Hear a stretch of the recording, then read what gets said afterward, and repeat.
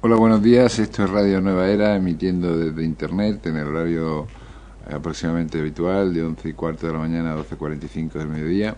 Programa que después se repetirá de forma sucesiva a partir de las 4 de la tarde aproximadamente, hasta el día siguiente, hasta esta misma hora. Soy Antonio Fernández Fígare y le doy la bienvenida a un programa alternativo, un programa diferente respecto a lo que vemos en la programación tanto de televisiones como de radios, aunque hay algunas emisoras hermanas que utilizan sobre todo en internet pues temáticas similares. Pues nos resulta satisfactorio pensar que estamos abordando los temas con una perspectiva profunda, con un análisis detallado de ya pues bastantes temas y bastantes contenidos que le aporten a usted que nos está oyendo un valor añadido, algo que haga que su perspectiva se eleve, que le haga comprender leyes naturales o generales, que tome una perspectiva filosófica de la vida en el sentido de amor al conocimiento y en el sentido de encontrar esas perspectivas globales que dan explicación a los porqués eternos de cada existencia. Hoy contamos con un invitado especial que ya estuvo con nosotros en otro momento, profesor de la médico por un lado y por otro profesor de la escuela y la asociación cultural Nueva Acrópolis, don Javier Pérez. Javier, buenos días. Buenos días. Estamos encantados de tenerlo con nosotros y de saber que nos va a hablar hoy de un tema muy apasionante como es la filosofía de Egipto, pero traducida a términos conceptuales que puedan abarcarse desde la mente occidental y racional que hoy tenemos. Saludo también a mi compañera habitual del programa, Edi Marta Mucio. Buenos días. Buenos días, Antonio. Buenos días, Javier. Buenos días. Encantada de que estés acá con nosotros para escuchar esto que vas a hablar. Damos las gracias a la Asociación Nueva Acrópolis por permitirnos estar en su espacio, en esta su biblioteca y en el Palacio Abrantes. Y le dejo la palabra. Muy bien, pues Javier, ¿cómo podríamos entrar en este tema tan amplio y tan debatido y tan atrayente? Sabemos que el tema de Egipto es una de las cosas que más interesa a las personas que se acercan no solo a lo esotérico, sino a lo que les produce algún tipo de atracción por lo misterioso, ¿no? Egipto es un lugar mágico que ha tenido una tradición de milenios y que ha aportado una civilización esplendorosa en su momento, pero esplendorosa también en cuanto a su filosofía y a su concepción de la realidad. ¿Cómo podemos situarnos en esta perspectiva? Bueno, para mí Egipto es el país del misterio, ¿no? Y claro, los misterios los hombres intentan desentrañarlos. Y estudiando, profundizando en la simbología egipcia, nosotros muchas veces nos hemos quedado exclusivamente con el aspecto no solo físico, sino la apariencia que tienen o las descripciones que de los dioses egipcios se hacen, sobre todo relativo a que existen como formas animales en su simbología. Entonces, investigando en profundidad, llegué a la conclusión de que en Egipto tienen claves importantísimas en todos los aspectos, y sobre todo en tres, que son como yo diferenciaría un poquitito la manera como la simbología egipcia se manifiesta. La primera es en el aspecto cosmológico, es decir, cómo sucedió todo esto, cómo denominaban ellos a lo que nosotros estamos también observando y estudiando dentro de la cosmología. Otro es el aspecto solar, porque estamos dentro de una estrella y ellos consideraban a nuestra estrella, al Sol, como un gran ser vivo que nutre a todos los que vivimos dentro de su sistema. Por lo tanto, para ellos tenía una trascendencia y tenían una consideración muy especial para ese gran ser intermediario entre el cosmos y la Tierra. Entonces ahí se encontraba él como un ser nutriente de todo, y es el que aporta absolutamente todos los elementos necesarios para que el ser humano pueda crecer en este planeta Tierra. Y otra parte es los dioses que se atienen a lo que es la constitución propia del hombre. Es decir, son tres estadios: el cosmológico, el solar y el terrestre. El que nos llega a nosotros más, el que tiene más contacto con el hombre. Ahí, por supuesto, van a estar Osiris, Isis y Horus, que luego lo veremos descrito, ¿no? Entonces yo creo que sería bueno dar un pequeño paseo por lo que es la cosmogonía egipcia y la manera que tenían ellos de interpretar y cuáles eran sus dioses y qué querían expresar ellos con esos dioses. Y ellos pues encuentran lo que nos encontramos nosotros. Nosotros nos encontramos una maravilla cósmica inigualable, con millones, trillones de galaxias, de sistemas de galaxias, algo para la mente casi inabarcable. Casi tenemos que volcar nuestros ojos aquí a la Tierra porque nos impresiona enormemente esa visión tan sobreabundante, ¿entiende?, de manifestaciones en el espacio.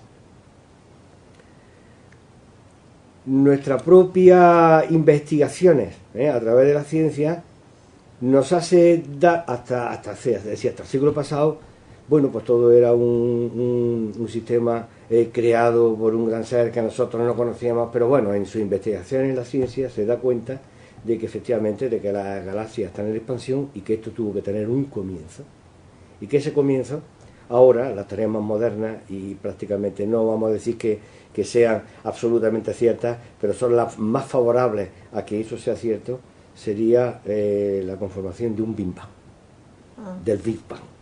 Es decir, antes de ese punto de aparición del que todo va a ser, todo el sistema del cosmos va a ser, ¿qué es lo que existía? Porque esa pregunta sigue siendo existente. Claro. Es decir, la ciencia habla desde el instante del Big Bang hasta nuestro estado actual, aproximadamente 15.000 millones de años. Pero ¿qué había antes? Entonces nos encontramos con que ellos ya tenían una respuesta para ese comienzo, cosa que nos asombra, porque ellos miraban al cielo y se quedarían puramente asombrados. Y aunque tenían grandes conocimientos con respecto a constelaciones y determinadas estrellas, lo que es cierto es que a nosotros nos supone un avance muy importante en ese conocimiento de los egipcios, el saber que ellos también tenían, digamos, denominación para aquello que existía antes de que comenzara el cosmos. Y ellos le denominaban Atum. Atum. Para ellos la palabra Atum significaría la no cosa, y nosotros, si no entendemos nada más que las situaciones por cosas, pero si nos ponen una no cosa, nosotros nada más que podemos entenderla como una cosa, el vacío. Es decir, Atum sería un vacío primordial, verdaderamente ininterpretable, inconocible, todo lo que queramos llamarlo, pero él la tenía del vacío. Es curioso cómo la ciencia nos dice que todo lo que nosotros vemos procede del vacío, que son ondulaciones del vacío. Pero ellos lo tenían, decían, bueno, sí, es un vacío, pero junto con Atum existe otra, no es pareja, sino algo, porque ellos decían, bueno, toda esta energía, todo esto, si alguna vez desaparece, en algún sitio tiene que estar contenido. Tiene que ser algo que, aunque sea en potencialidad, se encuentre presente y que dé origen y aporte toda la cantidad de energía que nosotros estamos viendo. ¿Y cómo le llamaban ellos? Le llamaban Num. ¿Y qué sería Num? Num es como una plenitud de la cual puede aportar toda cualquier energía necesaria para que se muestre el cosmos o cualquier sistema de expresión dentro en la vida. Entonces, ¿cómo podríamos entenderla? Como una especie de una materia primordial, como una especie, ellos los hindúes le llamaban Mula Prakriti, y a Atum le llamaban Parabrahma. Eran como dos existencias juntas y necesarias para poder explicar un poco este tinglado. Y entonces ellos decían Atum, que es el vacío, Nun, que es la plenitud. Y ahí tenemos el comienzo. Ahí tenemos el comienzo de todo. En un momento determinado, en el Big Bang, que se va a producir dentro de este Atum, se manifiesta algo que va a hacer que las cosas empiecen a funcionar, que las cosas empiecen a hacer. Y entonces aparece la figura de Ra. Ra, ¿qué es? Ra sería un poco como Brahma, es decir, es el ser que va a dar lugar y origen a todo el cosmos. Es decir, dentro de esa conciencia cósmica universal de este ser que se llamará Ra, es donde se va a producir esa fábrica de galaxias y esa fábrica de manifestación tan inconmensurable que es lo que nosotros estamos viendo en la vida. Entonces ya tenemos, por un lado, Atum y Nun, como último, no voy a decir estado, sino como algo que para nosotros es inconcebible, ¿no? Y entonces ya está Ra, que sí tenemos ya el foco del cual va a partir todo. Es el gran ser, es aquello que empieza a manifestarse. Sería la chispa inicial esta del inicio del Big Bang, el principio de lo que hablan los físicos teóricos, de ese espacio en el que estaba contenido todo. Sí, ahí estaba contenido todo, ¿no? De todas maneras, ese todo, ¿entiendes? Para dar expresión a todo lo que nosotros conocemos va a necesitar, por así decirlo, de unas potencias o una energía. Entonces ahí hay una energía misteriosa que luego vamos a ver cómo ellos la denominaban, que son los que van a dar origen a todo este cacao. Quien más se acerca a expresar cómo se podría denominar eso es curiosamente en la Cábala. En la Cábala hay un término que parte de Ain, que se llama Okitanox. Okitanox, luego lo veremos en la simbología tibetana, también lo tienen lógicamente los egipcios, no se le escapa a los egipcios nada, pero la tenían los tibetanos, lo consideran como una fuerza que es capaz de despertar ese Mula Prakriti, que está ahí latente, y que esa intervención de esa energía, al ir sobre ese punto de donde va a partir toda la manifestación y toda la energía, ellos la van a llamar curiosamente Ta. Que en tibetano sería una fuerza cósmica que se llamaría Fohat. Fohat se escribe, Fohat. Entonces en la Cábala efectivamente dice cómo Okidanok impacta, ¿entiendes?, sobre esa materia para despertarla. ¿De acuerdo? Entonces tenemos ese ser tiene ya una disposición de energía que va a poder, con lo cual poder desarrollar todo el cosmos y la manifestación en la cual nos vemos involucrados toda la galaxia, el hombre por supuesto y hasta el último átomo. ¿De acuerdo? Entonces, esa fuerza prepara, por así decirlo, a Mula Prakriti, a ese Nun de los egipcios, para que se manifieste. Y ahora, ¿cómo sucede la manifestación? Porque estamos en una unidad todavía. Cuando hablamos de unidad ya estamos hablando de manifestación, pero todavía no está desarrollada esa manifestación. Entonces es Ra que comienza a crear, es Ra creador. Entonces de Ra surge la primera pareja cosmogónica, que son Su y Tefnú. Su y Tefnú. ¿Qué sería Su? Su, en la interpretación se dice, es el aire, pero bueno, el aire es como el nefesh, ¿no?, que es como el espíritu. Su es la conciencia, es decir, es la conciencia que lo invade todo. Por eso el aire, se le da la idea de aire como el aire que lo penetra absolutamente todo. Entonces, para que poder llegar y tener una idea básica de cómo funcionaba todo eso, pues ellos tenían sus criaturas. Me imagino que solo los sacerdotes llegarían a unas interpretaciones profundas. Hoy nosotros nos podemos acercar con los conocimientos sacerdotales por los conocimientos científicos que tenemos. Entonces, ese Su sería como la conciencia que surge de Ra, mientras que Tefnú es, por así decirlo, ya una materia, ¿entiendes? No una materia potencial, sino una materia ya real. Es una energía palpable que puede ya tomar forma. Que se va cristalizando. Es el caos. Claro. Es el caos. Es ya prakriti. Ya no es mula prakriti, es prakriti. ¿Entiendes? Mientras que su, que es el aire, es el espíritu, es purusa. Y con purusa y prakriti ya tenemos los dos elementos que es el binario básico para construir toda la creación. Todo tipo de creación que haya a partir de Ra tiene estas dos connotaciones. Cualquier ser o expresión de vida tiene que tener a la fuerza, conciencia y energía, en las infinitas modalidades. Todo lo que nosotros veamos manifestado tiene conciencia y energía, todo. Porque la energía de por sí no puede crear ella forma. La energía de por sí se quedaría como muerta, no podría hacer. Necesita la conciencia, que ella sí sabe lo que quiere, pero la conciencia sola tampoco puede por ella. Ella puede querer algo, pero sin la materia no lo puede plasmar. Por eso es conciencia y energía son necesarios para toda modalidad de creación. Por eso Ra emplea a Su y a Tefnu, emplea la conciencia y emplea también a la energía. Y ahí estamos implicados todos. Y surgen simultáneamente, ¿no? Surgen simultáneamente del uno. No puede existir la una sin la otra. Porque el principio es uno, pero se materializa o se cristaliza en dos. Ese es el símbolo del Tao. El Tao es la dualidad, es la unidad.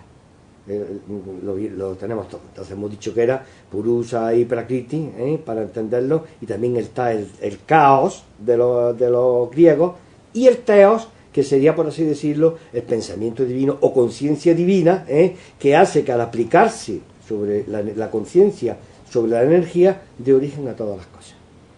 Y ese es el origen cosmogónico. Ahora bien, para que esa conciencia, juntándose a la energía, sea fructífera, ellos se tiene que crear, por así decirlo, un espacio. Tiene que haber un espacio. Y entonces ellos, ¿qué dicen? Bueno, pues para que se cree todo esto que nosotros vemos, ¿qué es lo que nosotros vemos? La tierra y el espacio, o el cielo, que es igual. Y entonces ellos dan a la segunda pareja necesaria para que Su y Tefnu, provenientes de Ra, se manifieste, necesita la tierra Hef y Nut, que es el cielo. La tierra y el cielo. Que son estados del espacio. Claro, ¿entiendes? Bueno, Gea es Aditi en la simbología hindú, es decir, es como la madre que va a permitir, es el lugar, hace falta un lugar para que se pueda expresar el Ra, y eso se lo proporciona Nut, que es el cielo, y Her, que es la tierra. ¿De acuerdo? Es decir, la conciencia y la energía tienen que manifestarse y necesitan un lugar, necesitan un espacio. Por eso tienen ellos esa pareja cosmogónica que es Hef y Nut. Y a partir de ahí, pues ya tienen lo tienen todo para poder manifestarse. Para poder manifestarse. Para que eso pueda manifestarse, hay tres fuerzas fundamentales que son necesarias para que esto sea posible y dé lugar a lo que es la creación, a lo que es lo que nosotros vemos manifestado. Para ello diremos dos cosas. De la misma manera que hay un Big Bang de comienzo, hay un Big Cruz de final. Es decir, todo regresa otra vez a la unidad. Todo absolutamente tiene que regresar a la unidad. ¿Y eso cómo se hace? Pues en forma de periodos de tiempo inconmensurables, que en India le llamaban los Manvantaras y los Pralayas. Para nosotros es involución y evolución. Es decir, hay una ida, una expansión, y hay un retorno, entiende, una implosión. Una explosión y una implosión. Es una ciclicidad para la cual, para que se produzca, nosotros lo único que vemos es que la inteligencia Ra, que crea todo esto, necesita elementos que le permitan llevar a cabo esa creación que está en su conciencia. Para llevar a cabo esa creación que está en su conciencia se necesita diferentes elementos. Unas de ellas son las leyes, por ejemplo. Las leyes, ya luego veremos a ver ellos cómo están contenidas esas leyes.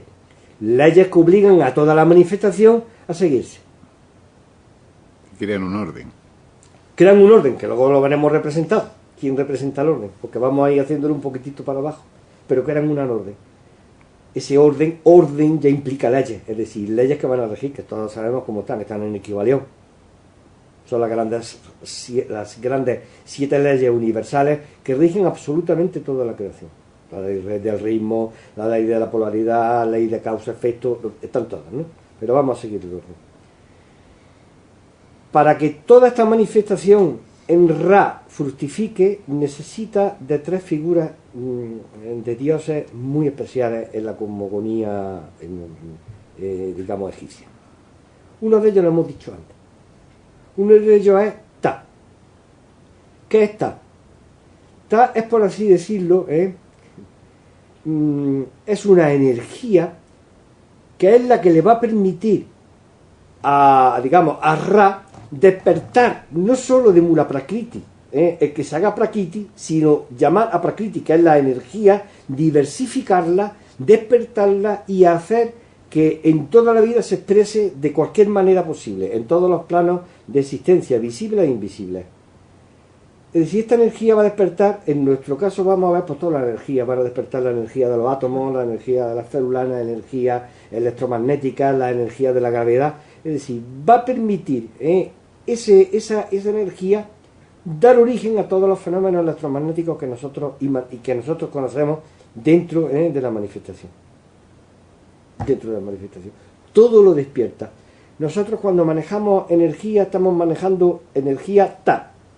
Es decir, para ellos Ta es una fuerza de la vida que permitía el despertar de todo el cosmos. El despertar y el hacer y el construir todo el cosmos. ¿Una energía que es conciencia también o solo es energía? Es una energía aparte de la conciencia. Es decir, la conciencia utiliza esa energía para poder manifestarse aquí. Ajá. La conciencia. Es decir, la conciencia hay. Ahora veremos cómo hay otras cosas más que se necesitan. Otra segunda forma de energía que no tiene nada que ver con ese despertar de la energía, lo simboliza Hathor. Hathor, para nosotros entenderlo sería, es como la gran vaca celeste, es la gran vaca nutridora, que no es que despierta, es que pone la energía, y yo la interpreto como prana. Es decir, aquella energía que lo interpenetra todo y que lo cohesiona todo, y que da vida absolutamente a todo tipo de existencia. Prana. Y prana sería relacionada con Hathor. Entonces tenemos ya 2 fuerzas. Una que es Foha, que es Ta. Otra que es Prana, que es Hathor. Y nos quedaría una última, que es la que va a producir el que se pueda producir el regreso, ¿entiendes?, hacia la unidad otra vez. Es decir, el que va a producir lo que es la evolución, que se llamaría Kundalini. Y Kundalini la tienen ellos reflejado para mí en un dios muy importante que es Thoth. Es Thoth, que se representaba en forma de ibis. Hathor se le representaba en forma de vaca. Entonces teníamos allí, ¿entiendes?, la representación de Thoth, que en el caso de la terminología hindú sería representada por la dualidad Shiva-Sakti. Shiva es una deidad extraordinariamente importante que suele expresar cómo la conciencia se mete en todos los planos y en todos los niveles de la materialidad. Son las 1000 formas de expresión de la vida. Se representaría como Shiva. Entonces la unión de Shiva, Sakti, que es su pareja, de conciencia, energía, pero abajo, ¿entiendes?, da origen a un salir de la materia, porque la propia creación tiene que tener en sí las 2 fuerzas, una impulsora y otra, ¿entiendes?, que revuelva hacia adentro. Es decir, una que sea la que dé lugar a la manifestación y otra que regrese otra vez a su origen, la involución y la evolución, y la involución, el Manvantara y el Pralaya. Y ya tenemos ahí conformada un juego de estructuras cosmogónicas verdaderamente extraordinarias. Entonces, me faltarían 3 dioses muy importantes. Todo el cosmos genera un orden. Aunque nosotros vemos desorden, pero el desorden tiene que volver al orden. Es decir, nosotros vemos que para que haya orden, si todo estuviera ordenado no existiría orden, existiría otra cosa. Si existe el orden es porque tiene que haber un desorden. Y si hay leyes es porque no se cumplen muchas veces las leyes. Entonces tiene que haber, para que ese desorden pueda ordenarse y llevarse a cabo todo este proceso creativo, tiene que haber 3 fuerzas importantes. Una, la existencia del orden. Y esa existencia del orden viene representada por una diosa muy importante, que es la diosa Maat, que es la diosa de la justicia. No puede haber un sistema sin justicia. Y es la que vela realmente, comprender, para que haya ese orden. Es decir, que las leyes que hemos visto antes del Kybalión estarían implícitamente relacionadas con Maat, que es hija de Ra.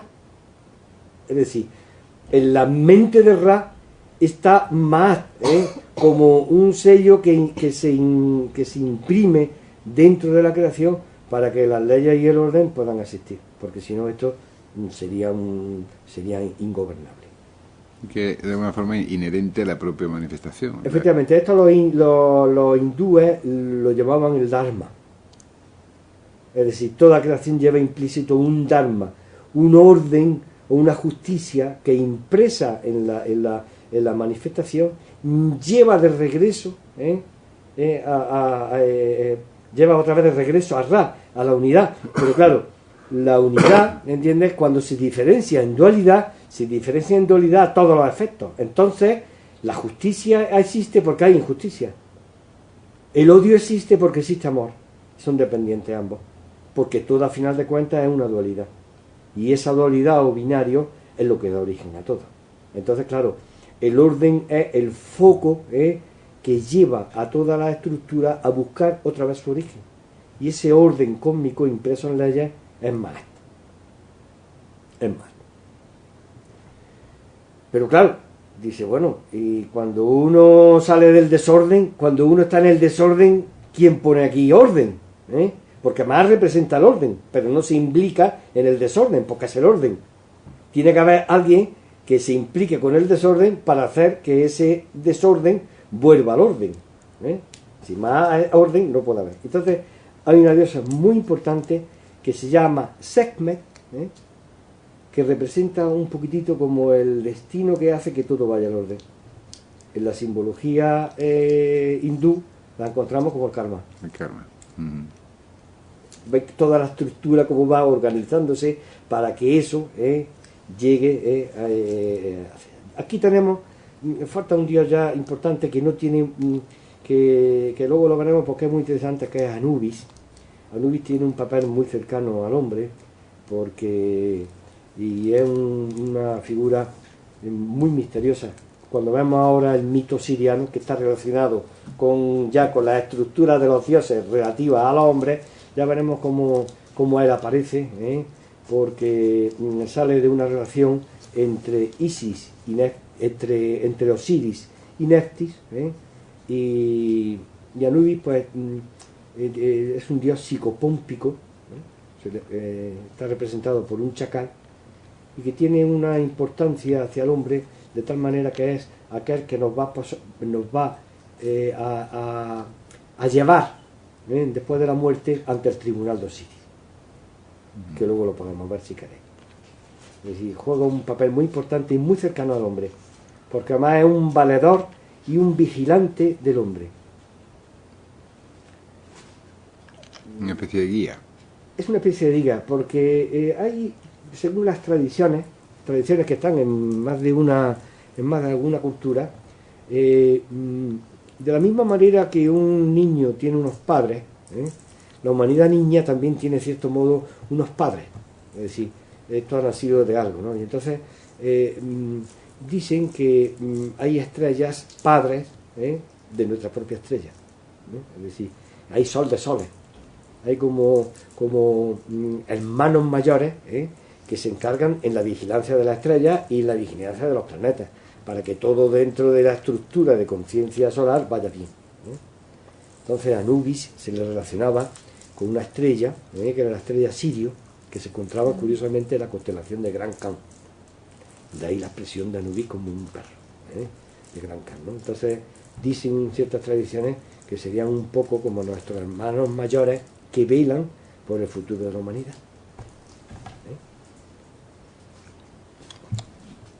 Sí, sí, es increíble cómo está todo estructurado y explica el funcionamiento de la vida, ¿no? Efectivamente. Todo esto sería a nivel un poco cosmológico. Cuando lo bajamos ya a nivel solar, encontraremos ahí tres personajes, dioses muy importantes. Uno de ellos que sería Amón. Amón tuvo culto en cerca de Luxor. Una idea muy importante porque vendría a ser una cosa así como la conciencia del sol, como el espíritu del sol. Antes de que existiera nuestra entidad solar, estaba como Amón, es decir, como una conciencia que no se plasma. Ahora, ese Amón que es como esa conciencia que se va a plasmar dentro del sistema solar, se transforma en Ra, Amón Ra. Es decir, Ra, que es una forma como de arriba, es como un hilo que todo se va manifestando, ¿no? Entonces, tenemos Amón Ra que se manifiesta. Entonces, Ra necesita también la energía que la representa Mut.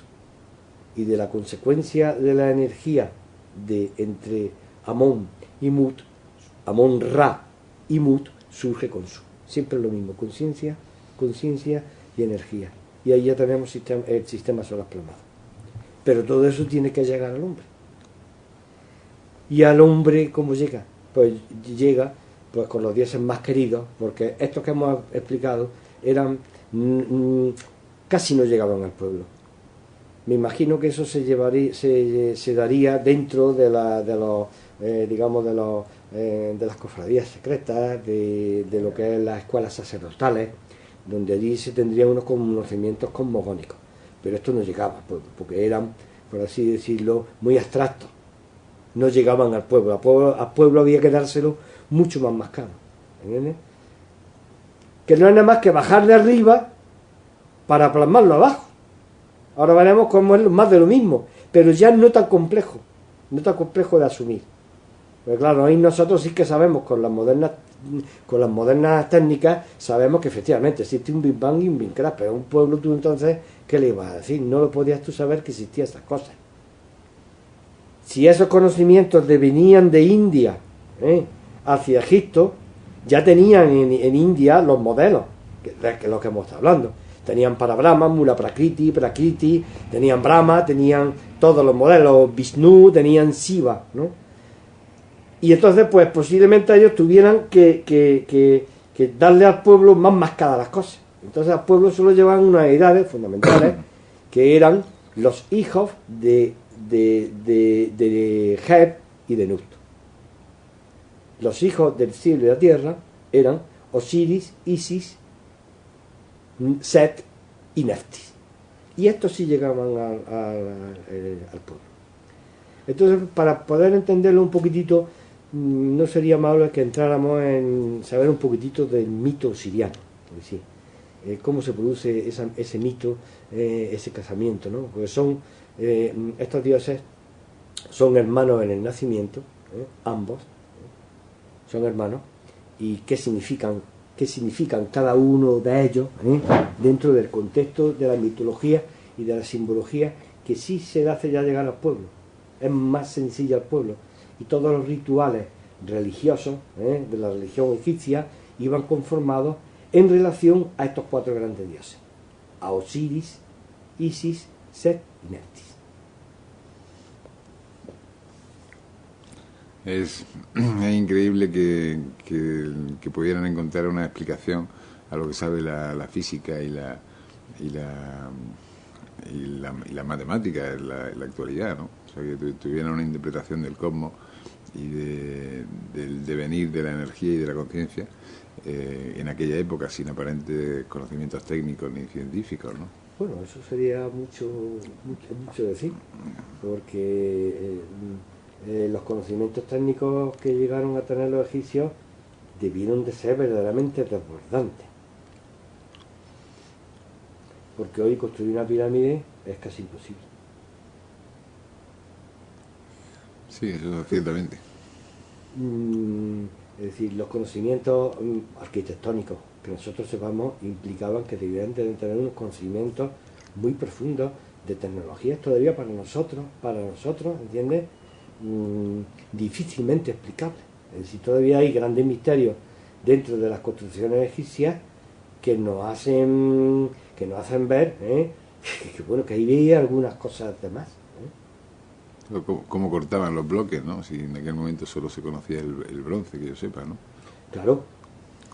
Bueno, cómo cortaban los monolitos gigantescos, a pesar de que tenemos uno, el monolito inacabado de Asuán, pero cómo levantaban esas piezas arquitectónicas con métodos rudimentarios. La pirámide es que es un misterio de por sí. No voy a decir, por ejemplo, cómo levantaron los arquitrabes del templo de Karnak. Por no decir cómo levantaron los colosos de Melon. Es decir, hay cosas verdaderamente asombrosas. Por no decir un dato relativamente reciente que está cerrado. El Serapeum está cerrado, es donde enterraban a los buey apis. Y es curioso porque los buey apis los enterraban en unos sarcófagos gigantescos tallados en granito, donde los pasillos eran como capillas donde los introducían, no había casi espacio para poder introducirlos. Y curiosamente están cerrados al público. Yo tuve la ocasión y la suerte de poder verlos en el año 83, pero ahora están cerrados. Y están cerrados por una cosa que me llamó, cuando me lo dijeron yo me quedé asombrado. Están cerrados porque ahí hay radioactividad. ¿Hay radioactividad? Hay radioactividad. Ah, qué notable. Este año, ¿no? Encontraron radioactividad y está cerrada. Qué notable. Es un dato que a mí ya me asombró. Y ahora mismo tu base está cerrada al público. No saben el foco. Y no conocen de dónde sale y de eso. Pues sí. Han encontrado también otros minerales, como el electrum, ya desaparecido, aparece evolutivamente de nuestro planeta, que era el famoso oricalco, que hablaba Platón, de que existía en la Atlántida, una nación desconocida, pero que en algún sarcófago se encuentra dentro del Museo de Cairo. Es decir, hay muchas incógnitas, hay muchísimas cosas inexplicables dentro del mundo de los egipcios, por no decir sus conocimientos astronómicos, porque ellos sabían que Sirio era una binaria, de hecho la representaban como dos. Y eso es un hecho que se ha conocido en el siglo pasado y con métodos avanzadísimos, y cómo lo sabían ellos, a simple vista.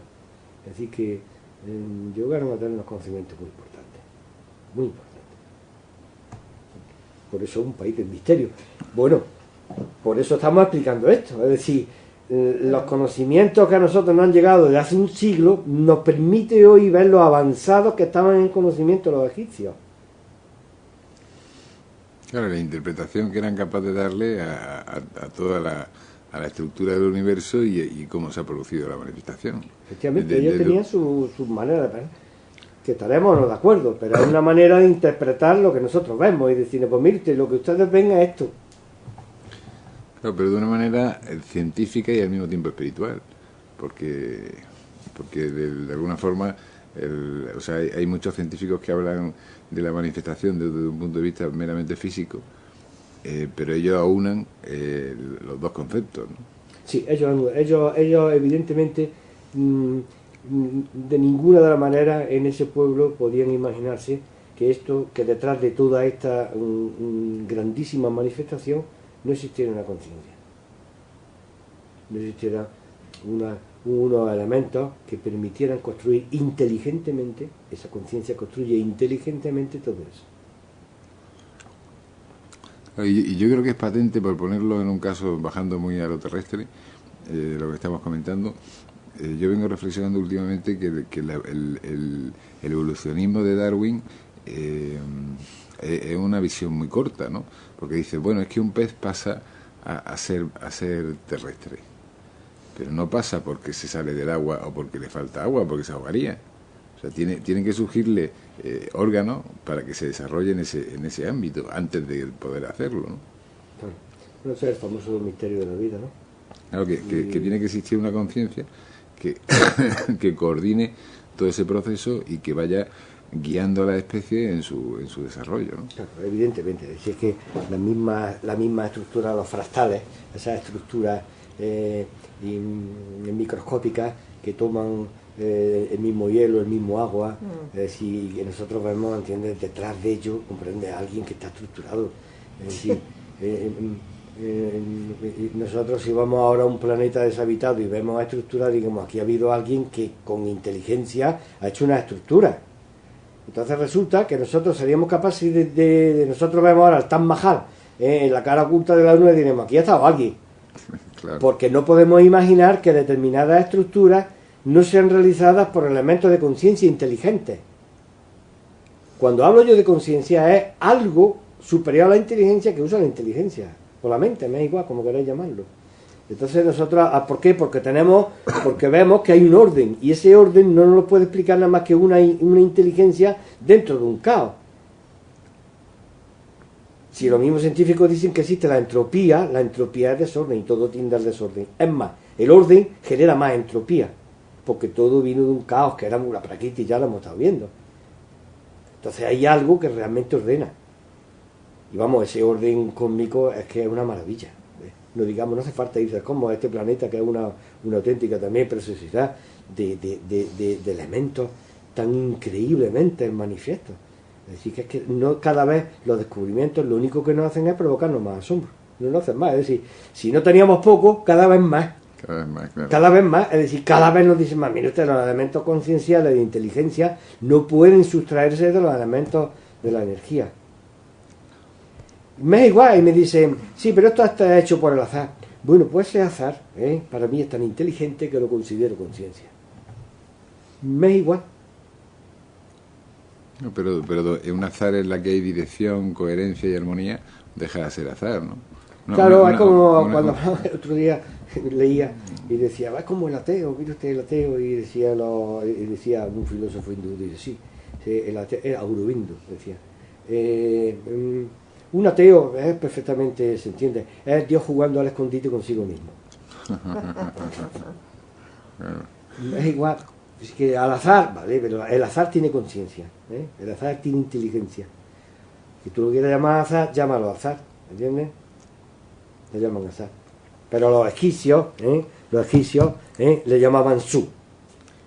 Eso que ellos dicen azar, le llamaban su, le dábamos nombre.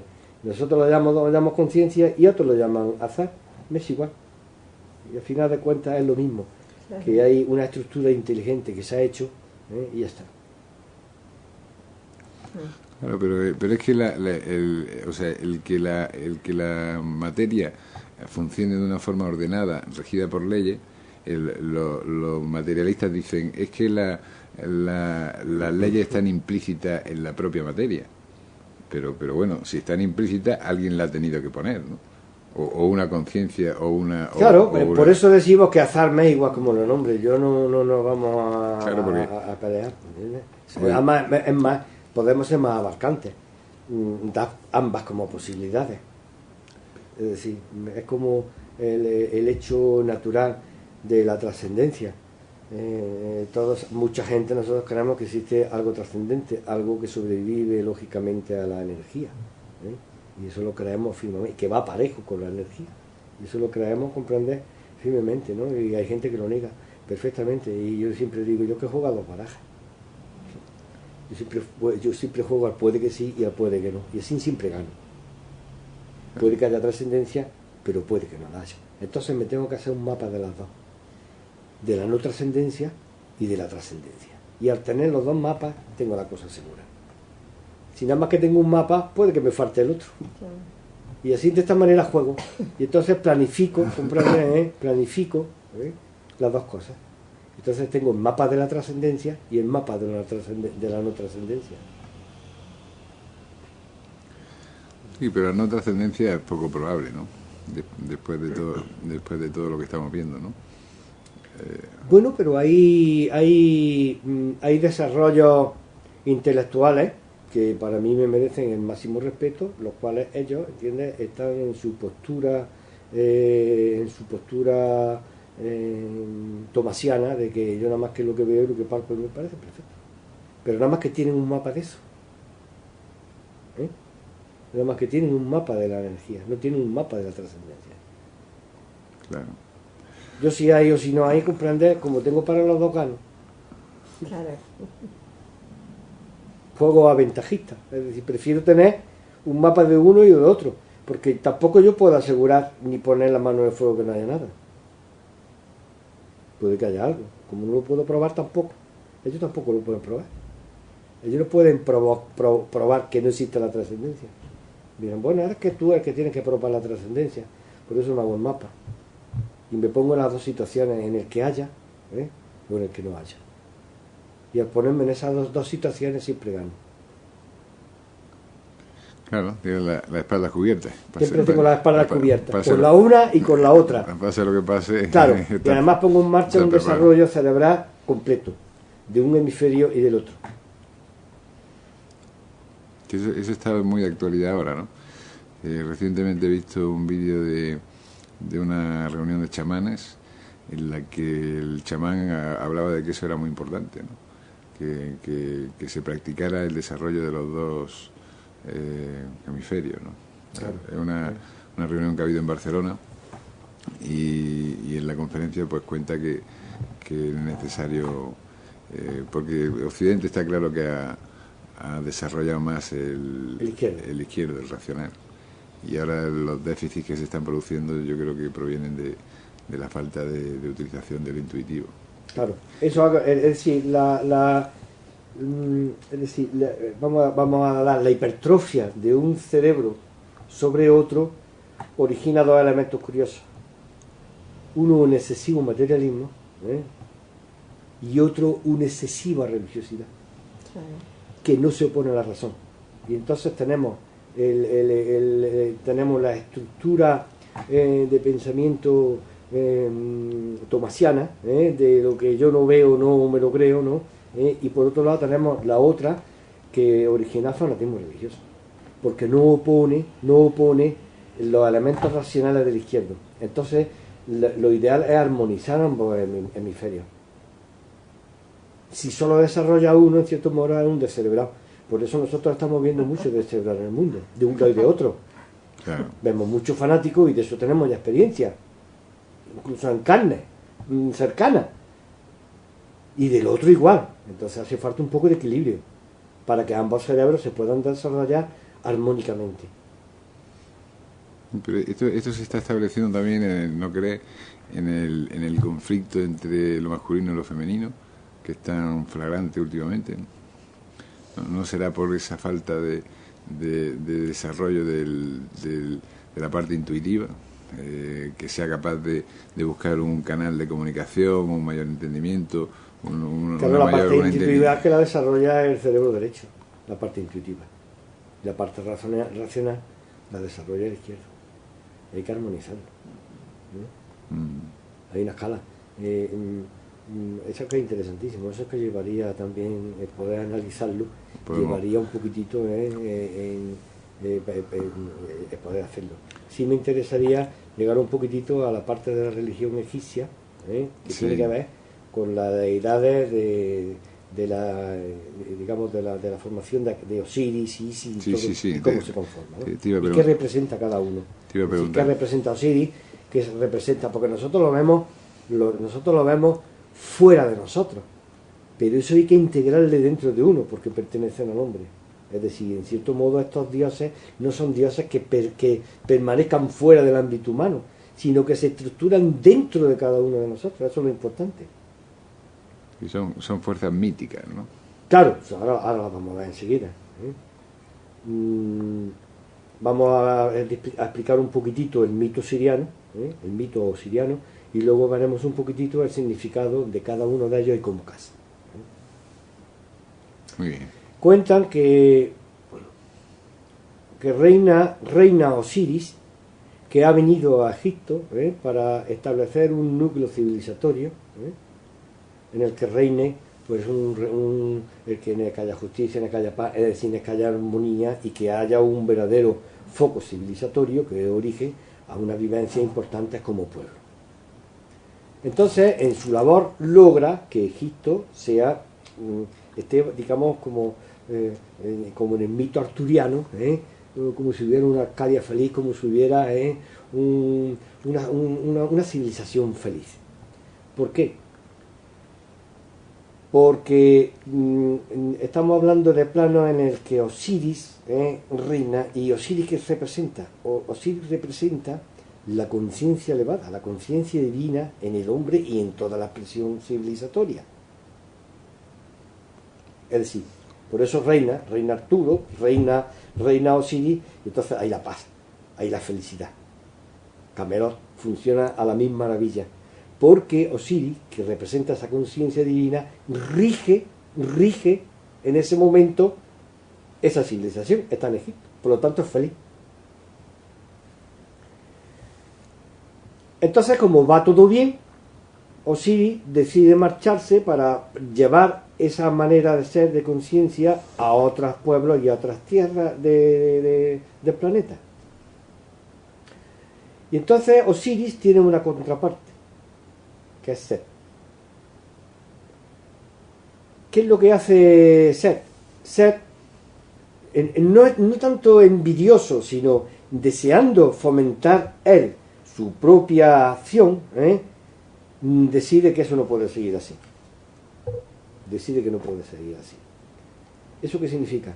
Que en cierto modo la conciencia de Osiris quiere tomar digamos, formas de expresión en los niveles más bajos civilizatorios, es decir, incluso hasta en la degeneración de una civilización. Es decir, tiene que bajar a planos muy bajos.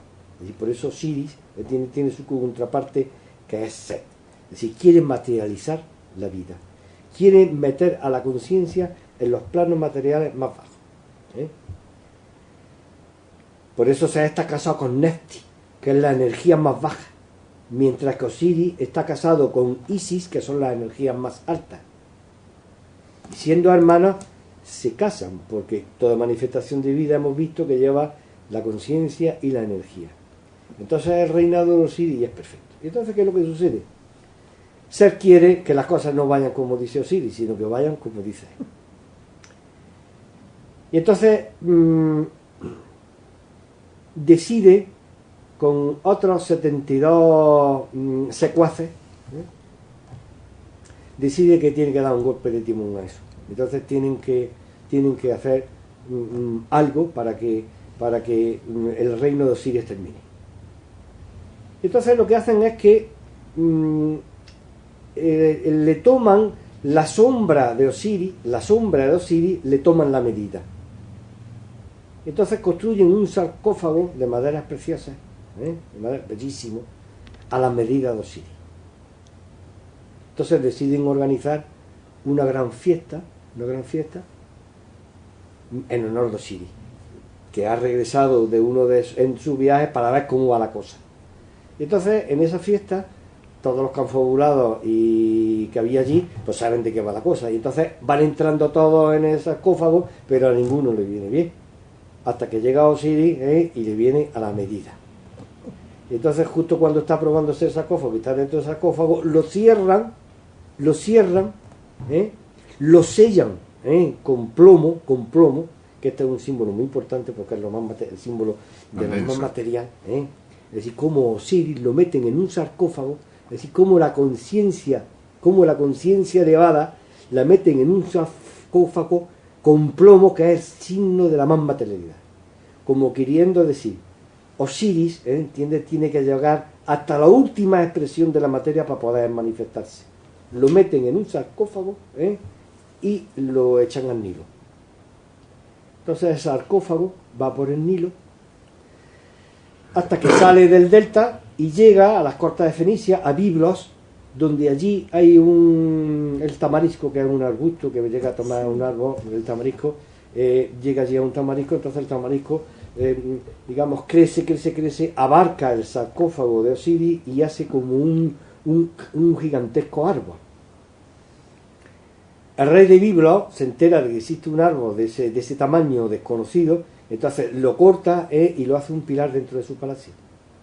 Y allí queda, sin que lo sepa el rey, edifica el palacio alrededor de ese pilar donde se encuentra el sarcófago de Osiris, englobado dentro de ese gran tronco de tamarisco. Mientras Isis, desesperada, busca a Osiris.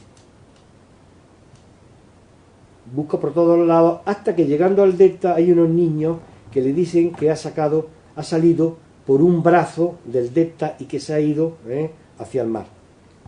Sigue buscando y entonces unos perros, bueno, antes hay un pequeño inciso. En un momento determinado de la búsqueda encuentra como una especie de hoja de tamarindo, en el que era un símbolo de la realeza de Osiris, y la encuentra en la cama de Neftis. Y entonces ve cómo se da cuenta de que Osiris ha tenido una relación con la hermana de Isis, que es Neftis, con la materia más, ahora veremos que es la materia más oscura, y como consecuencia de ello ha nacido Anubis. Es decir, como consecuencia del nacimiento, de la unión de la conciencia con la materia más vil, da lugar el nacimiento de Anubis. Unos perros ayudan a Isis a encontrar dónde se encontraba el sarcófago. Entonces Isis sabe ya dónde está, llega a la cercanía del palacio, se encuentra con una doncella de la reina Astarte, y entonces empieza a peinarla de una manera maravillosa y le da los propios efluvios olorosos de la propia diosa. Entonces, cuando las doncellas van a ver a la diosa, a la reina Astarte, la reina Astarte se queda maravillada de aquellos peinados y del olor que desprenden las doncellas. Entonces le preguntan que cómo lo han logrado. Dice, pues mire usted, que hay aquí una señora que nos la ha dado, y entonces la reina Astarte le pide a Isis que trabaje para ella, y ella está allí para que cuide del hijo de la reina y del rey. Entonces lo cuida. Entonces, ¿qué es lo que hace Isis? Isis, que es una diosa, le quiere dar la inmortalidad al hijo. Y entonces hace unos fuegos mágicos para que arda la parte material del niño, al objeto de la inmortalidad. Y un día la reina entra y lo descubre como el hijo está entre llamas, y entonces quita el encanto, quita, por así decirlo, el embrujo que no había en aquel momento, y entonces el hijo pierde la inmortalidad. Entonces ella dice, mira, es que yo soy la diosa Isis y vengo a recuperar a mi esposo que está en el tronco del árbol. Total, que el rey y la reina le dan el sarcófago y ella se lo lleva otra vez para Egipto. Y estando en el delta, ella va a buscar a Horus, a su hijo Horus. Ahora veremos el significado de Horus. Decide buscar a Horus en una isla del delta y deja el sarcófago escondido. Pero Set, que estaba allí de cacería, está al acecho, descubre otra vez a Osiris. ¿Y qué es lo que hace? Lo corta en 7 o en 14 trozos. Ahora veremos por qué. Es decir, corta el cuerpo de Osiris en 7 y lo esparce. Isis, otra vez desesperada, vuelve ya con la ayuda de Anubis y de su hijo Horus, empiezan a buscar otra vez todos los trozos en que han partido Set a Osiris, hasta que los encuentran todos y los vuelven a unir. Pero entonces ha perdido los órganos sexuales, que se han comido unos peces, que eran 3. Desde entonces esos peces ya no se comen en Egipto, porque eran 13 peces que se veían. Es decir, era como si le hubieran quitado a Osiris la posibilidad de generación. Entonces, ¿qué indica todo este mito? Hemos dicho como Osiris es la conciencia superior en el hombre, sería, por así decirlo, el atma en la terminología hindú, por así decirlo, nuestro espíritu, con nuestra conciencia divina, la parte que nos corresponde de Amón y de Atún, es decir, viene, entiendes, como un hilo del cosmos, la parte que nos corresponde de Dios en nosotros, es Dios en nosotros. Entonces Dios en nosotros decide manifestarse en los planos más materiales. Ahí tenemos a Nesti, pero casada con Set. Es decir, que la conciencia de Osiris más baja es Set. Entonces, ¿qué es lo que hace? Set, para que Osiris pueda manifestarse en la vida, lo divide en 7 trozos. ¿Y qué son los 7 trozos? Los 7 vehículos del hombre. Como ellos trataban siempre con pareja, por eso eran 14. Lo divide en 14 y los esparce. Y entonces, ¿qué es lo que hay? Consecuencia de la unión de Osiris y de Isis, de Osiris y de Isis, es decir, de la conciencia con la energía, sube un ser, que es Horus. ¿Y quién es Horus? Horus es el hombre. Es decir, somos nosotros. Y ese Horus, ¿de qué participa? Pues lógicamente de la conciencia divina, y también participa de la materia. Es decir, en el hombre está Osiris, ¿entiendes? Osiris, que es la parte superior, y también está Set, que es la conciencia casi inconsciente, metida en la materia, que ha perdido su contacto. Y entonces Horus, que es el hombre, participa de la una y de la otra. ¿Y qué es lo que tiene que hacer? Pues es curioso.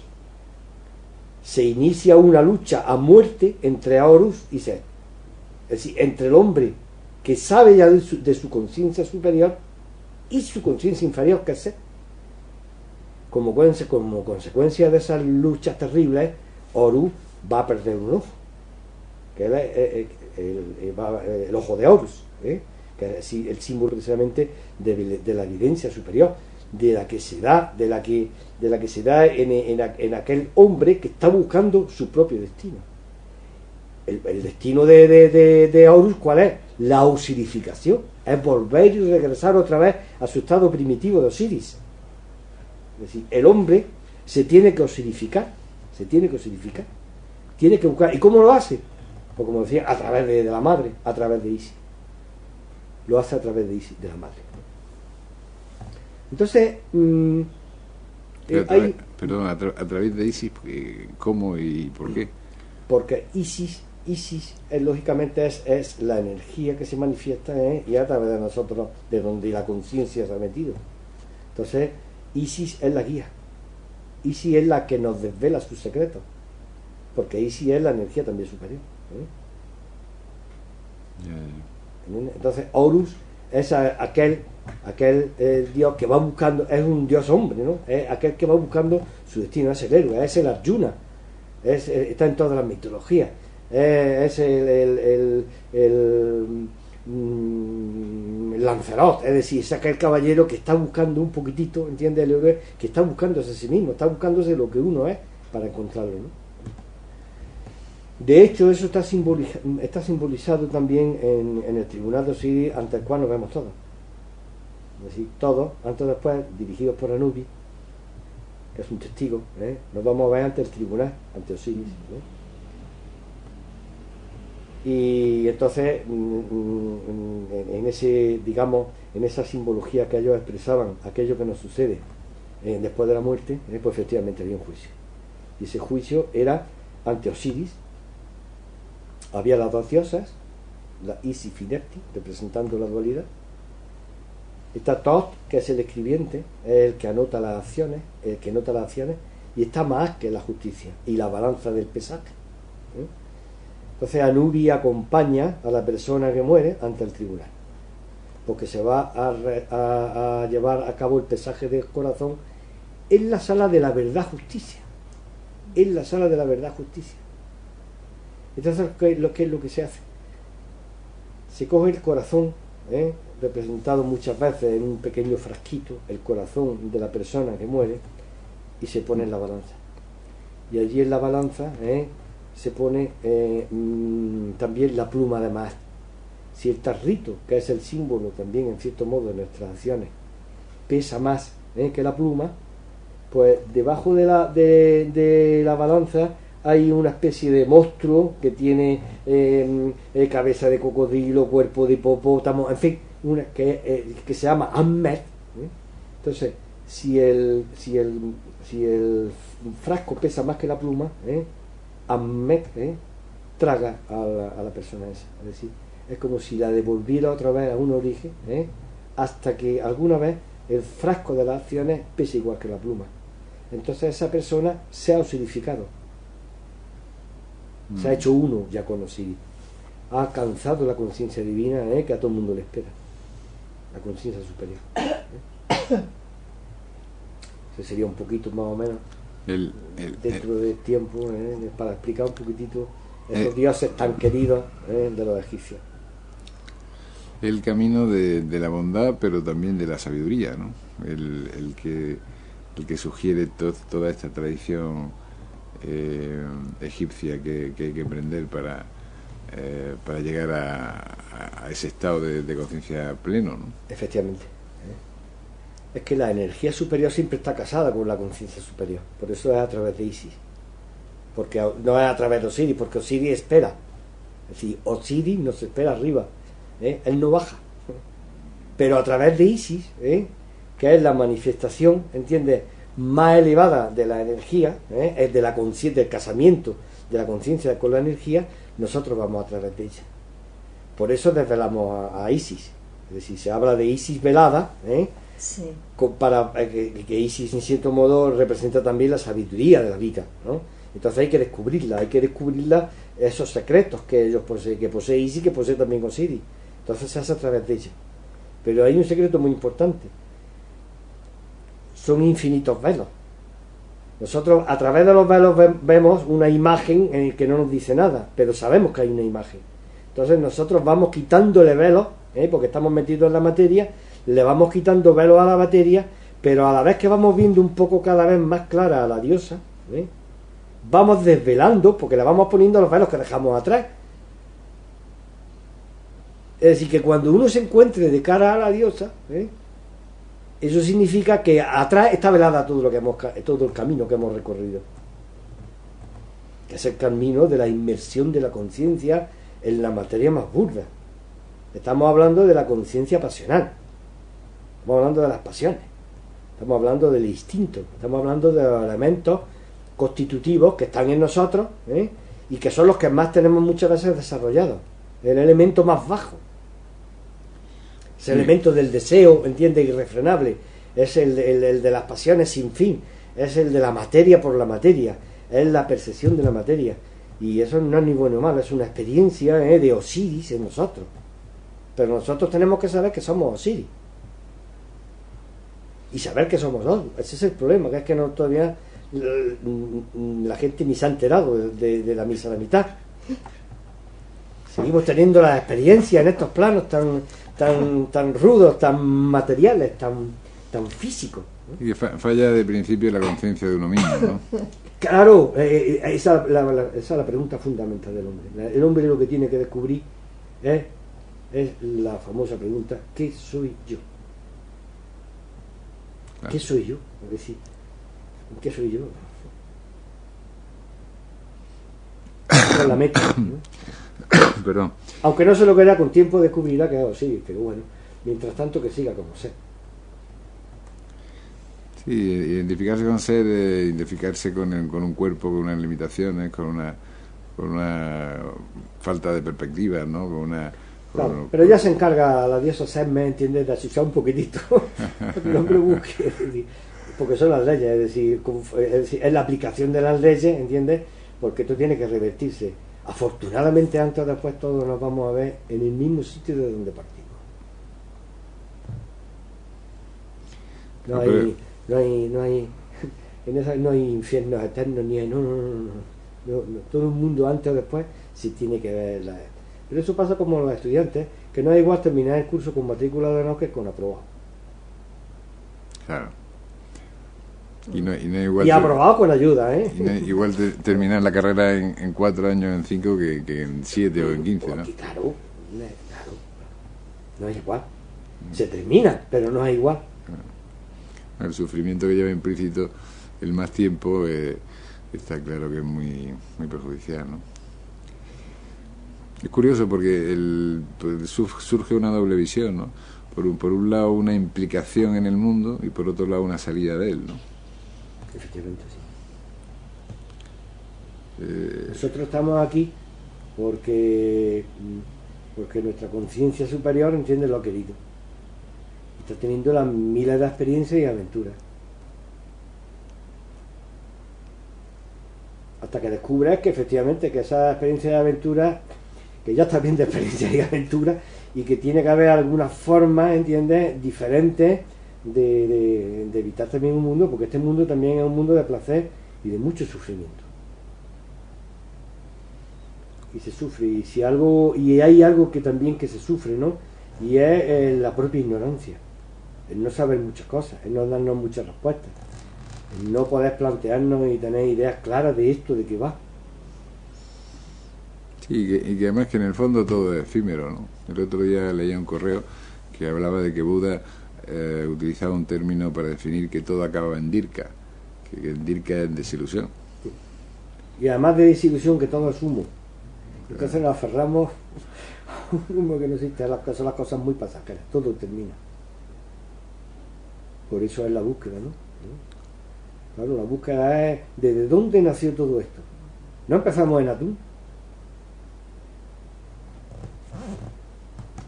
Claro. Pues si empezó en atún, ¿entiendes? ¿Y eso qué es? Hay que volver allí, ¿no? ¿Qué? Hay que volver allí más tarde o más temprano. Nunca hemos salido. Nunca hemos salido. Efectivamente, esa es la respuesta.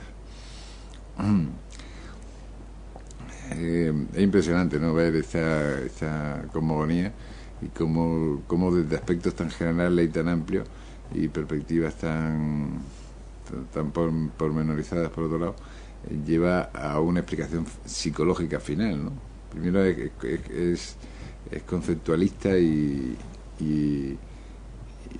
cosmogónica, y después es psicológica, ¿no? Aunque no lo parezca, pero hemos descifrado el juego. Estamos dando claves muy gordas, muy serias.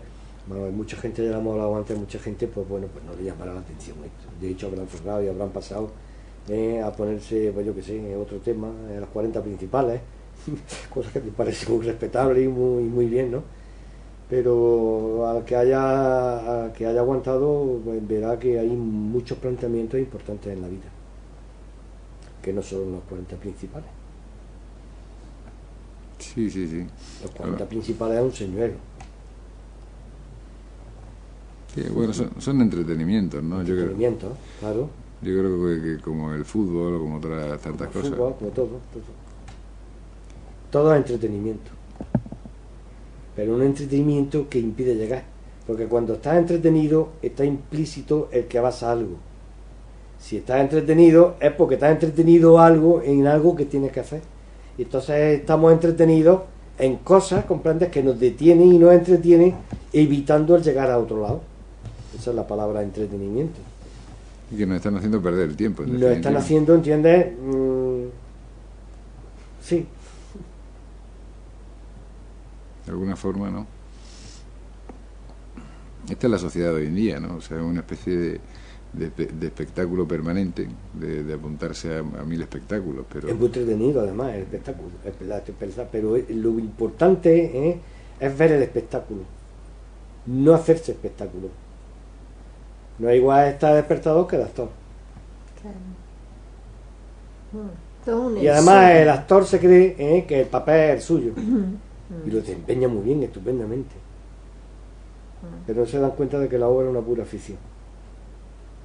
Sí, un ensueño es todo. Totalmente. De lo más entretenido, por cierto. Es curioso, es curioso. Qué tinglado, bueno, espectacular, ¿no? Muy bien, pues hemos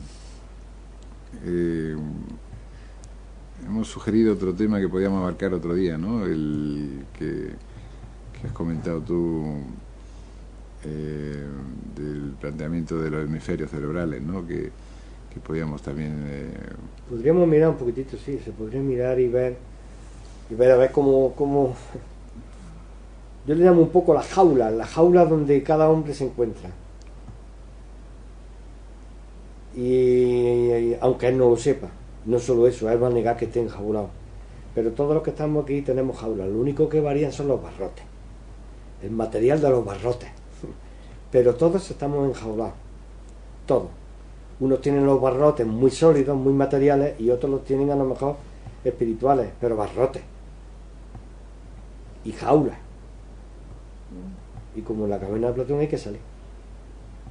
Entonces tal vez no sería malo explicar un poquitito las jaulas, cómo se conforman, cómo se estructuran, para averiguar un poquitito en qué jaula podemos encontrarnos cada uno de nosotros. ¿En qué nivel de jaula? Las jaulas están interconectadas, pero son jaulas donde estamos aprisionados, evidentemente. Lindo tema, ¿no? Muy apasionante, ¿no? Sí. Muy apasionante. Sí. Muy apasionante porque te insinúa una puerta de salida de una condición que en el mejor de los casos es lamentable. No, porque no hemos querido enjaular también. Por decirlo de alguna manera, ¿no? Lo que pasa es que hemos querido enjaularnos y ahora la salida está difícil. El juego estriba en que nos hemos querido enjaular por propia voluntad, pero hasta la última jaula para saber el sabor de la jaula. Y entonces el problema ahora es que al enjaularnos hemos construido una jaula en la que es difícil salir de ella. Estamos atrapados. Y entonces, claro, hay que encontrar el método para poder salir. Tiramos la llave. Nos metimos ahí y tiramos la llave. No, pero están abiertas. Es curioso, están abiertas. Pero los barrotes que nos construimos no nos hacen ver la salida, aunque la tengamos. Es como cuando perdemos la llave y la estamos buscando desesperadamente y la tenemos delante de nosotros, pero no nos damos cuenta porque mentalmente no tenemos esa imagen de la llave y entonces pasamos por ella 18 veces hasta que al final la encontramos. Pues igual pasa en la jaula. Claro. Porque no vemos los barrotes, pero los tenemos. Son barrotes invisibles y todos los tenemos. Bueno, hay unos barrotes todavía que no son visibles y que están en las cárceles, que son muy duras. Estos son metálicos. Salvo esos que son barrotes fuertes, el resto son barrotes invisibles, los que tenemos todos los humanos, todos. Y hay que salir. Parte de los barrotes, perdón, tienen que ver con la identificación de uno mismo, ¿no? O sea, qué es lo que nos creemos en cada momento que somos, ¿no? Claro. Cada día estamos reafirmando los barrotes y reconstruyendo los barrotes y cambiamos los barrotes. Si cambiamos, a veces cambiamos barrotes de acero por barrotes de oro. Algunos, ¿entiendes? Entonces nos encontramos que las jaulas no son jaulas todos barrotes de acero y todos barrotes de oro, sino que hay mezclas muy diversas. Y hay jaulas de barrotes de oro, muy pocas, muy pocas. Pero lo hacemos, pero ahí para mí ese tema es un tema muy importante y un tema clave para encontrar un poco la salida de la jaula. Es radical. Yo creo que el enfoque de encontrar definitivamente esa respuesta a quién soy, no como el otro día que vi en televisión que decía que Darwin no había aclarado quiénes somos y que ahora lo único que había que saber es que a dónde íbamos y se refería a nuestro origen simiesco, ¿no?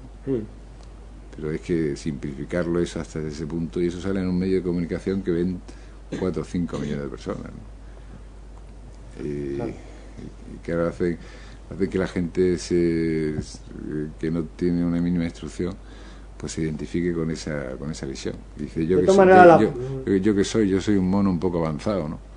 Bueno, que cada uno se sienta como quiera. Hay unos Lo que pasa que es que hay una cosa que es evidente, que a diferencia del mono, a mí, vamos, tampoco le doy una gran importancia a mi propia procedencia física. Lo que sé que me encuentro aquí, ¿eh? Provenga del mono o no provenga del mono, me es igual como lo quieran haber hecho, ¿entiendes? Me es igual, provenga del barro o no provenga del barro, como quieran. Es decir, no vamos a entrar en polémicas, puesto que no se sabe. Y todavía se está especulando sobre ello, ¿eh? Pero a mí no me importaría tampoco el provenir del mono. No, Son hermanos en vida, es decir, que únicamente sí aprecio que la diferencia entre un mono, de hecho hay monos mucho más guapos que muchos hombres.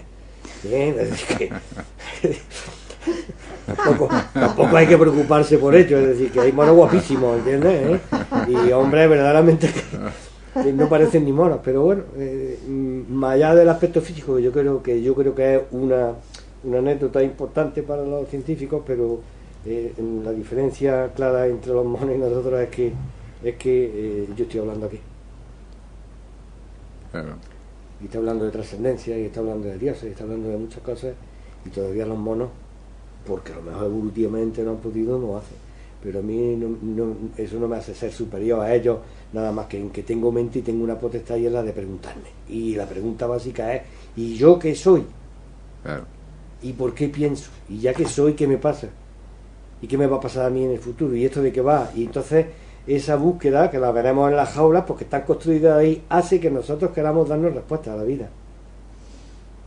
Eso no lo hacen los monos. Los monos siguen comiendo plátanos, ¿entiendes? Y haciendo sus cositas, ¿entiendes? Como monos, muy monos. Ellos siguen muy monos y muy estupendos, y nosotros nos estamos haciendo, ¿entiendes? Ellos siguen como monos y nosotros nos estamos haciendo, somos hombres, pero nos estamos haciendo cada vez un poco más hombres. No, bueno. Vamos desarrollando algo que ellos, por lo que sea, no han podido desarrollar.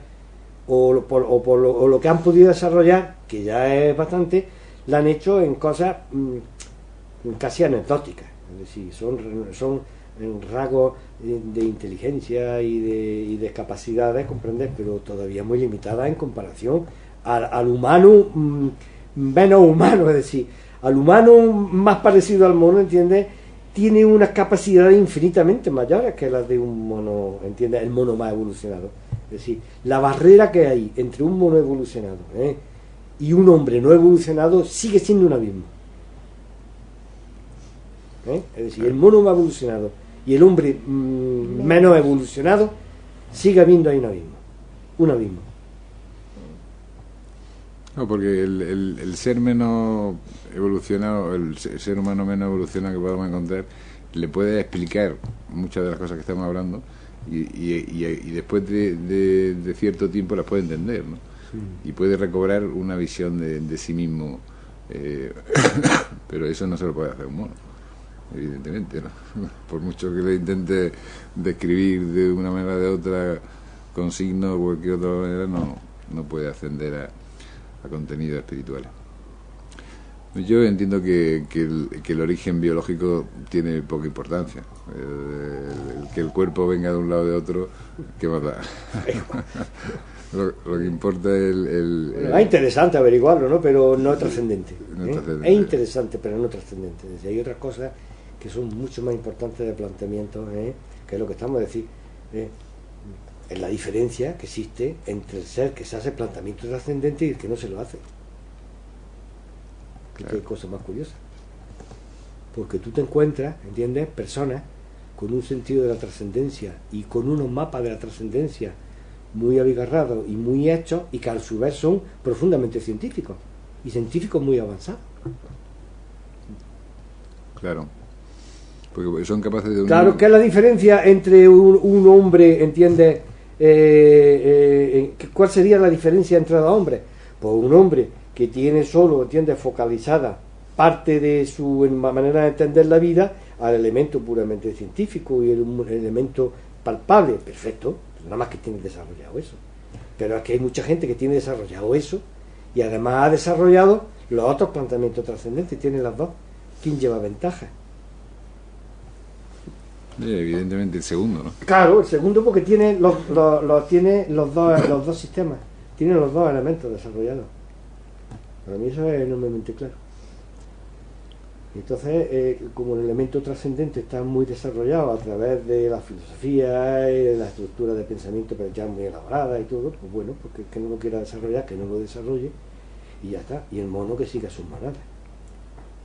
Y el hombre material, el hombre de que solo lo que pasa, pues que siga con esa forma de entender la vida. Y hay otros que respetamos igual, que se preocupan de las dos cosas.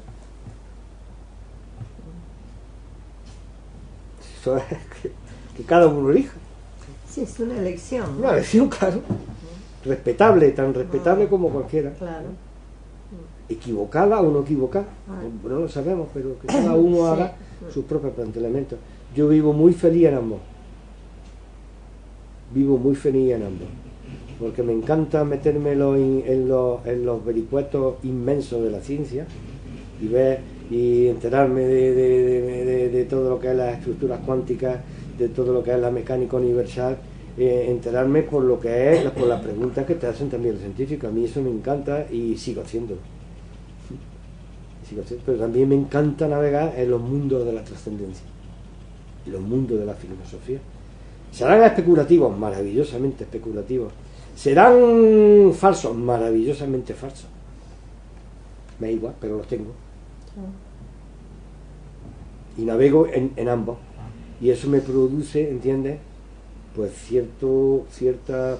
me produce cierto sabor, no te voy a decir de felicidad, pero cierto sabor de bueno. Estupendo. Yo creo que eso es lo fundamental. El que de una manera o de otra, lleguemos a un sentido interno positivo y agradable, ¿no? Y buscar un camino que dé una explicación, que nos dé un mapa de coordenadas, que nos dé un sentido, porque lo más angustioso que existe en la vida es no tener sentido, ¿no? Ese sentimiento de vacío en el mal sentido de la palabra, ¿no? De esa carencia de sentido, esa noche oscura del alma por las que pasan algunas personas, viene en parte determinada por la falta de sentido que encuentran en la vida o la falta de significado, ¿no? Y es lo que aquí tratamos de dar. Intentamos dar un marco de referencia, unas veces de unas cosas y otras veces de otras, que apunten a dar ideas para buscar ese sentido. Claro, bueno, ahora en Nueva Era se está llevando las dos, es decir, dar las dos. Y se intenta congeniar los elementos científicos con los elementos filosóficos. Sí. Por una vez creo que la historia, fe y razón, está empezando a hablarse. Pero curiosamente, igual que al mismo tiempo Oriente y Occidente se están comunicando, ¿no? Efectivamente. Como si lo la globalización global de pensamiento. Claro. La globalización de todo, ¿entiendes? Lleva también una globalización de la estructura de pensamiento y eso es muy bueno. Claro. Muy bueno. Es como si la Tierra estuviera integrando también su hemisferio o izquierdo y derecho, ¿no? Es factible que sea así. Y la humanidad estuviera participando de esa integración. Yo lo veo interesantísimo y creo que toda apertura para aquellos que quieran introducirse en el campo de la trascendencia y hacer la inmersión en ese campo maravilloso, porque lo haga. Claro. Igual que aquellos que quieran hacer la inmersión en el campo de la ciencia, es maravilloso. Si ambos son patrimonio del hombre, aquí no hay patrimonio de nadie. Todo es de todo. Y todas las religiones son bellísimas y todas las filosofías son bellísimas porque intentan transmitirte algo que es patrimonio de todos, no es de unas solas personas. Y todo lo que van haciendo en el futuro es patrimonio de todos, es nuestra herencia. Claro. En relación con la ciencia, yo recuerdo una frase de Einstein en que decía que un poco de ciencia aleja de Dios y mucha ciencia acerca a Dios, ¿no? Yo creo que eso es una frase muy contundente por parte de él. Él estaba rodeado de un entorno de científicos de todas las clases, algunos espirituales y otros no, y lo dijo con mucha claridad, ¿no? Einstein sabía demasiado pero no lo dijo todo, se cayó muchas cosas. Muy bien, Javier, pues queremos decir que quien quiera asistir a los cursos que organiza la Asociación Cultural Nueva Acrópolis pues puede hacerlo directamente. Los cursos, conferencias o actividades de todo tipo, múltiples, puede hacerlo dirigiéndose mediante el link que está puesto en la home en la página inicial de Radio Nueva Era. Hay un banner en el que pueden acceder a la web de la Asociación Cultural Nueva Acrópolis en Granada y ya pueden ponerse en contacto con sus instructores y profesores para recibir esta y otras múltiples informaciones interesantísimas que en parte hoy hemos abordado. Le damos las gracias a Javier Pérez. Muchísimas gracias, Javier. A vosotros por invitarme. Para mí siempre es un agrado estar con vosotros. Nos ha encantado esta charla. Hemos querido interrumpirla muy poco porque tenía la fluidez y la coherencia que siempre te caracteriza.